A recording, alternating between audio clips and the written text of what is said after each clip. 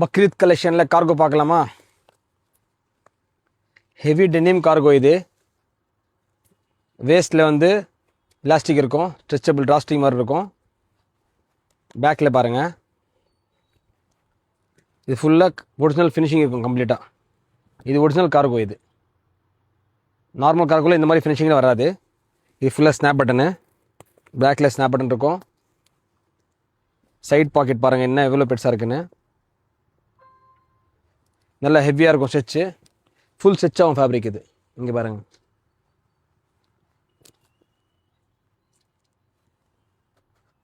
இதில் வந்து 6 colours available இருக்குது.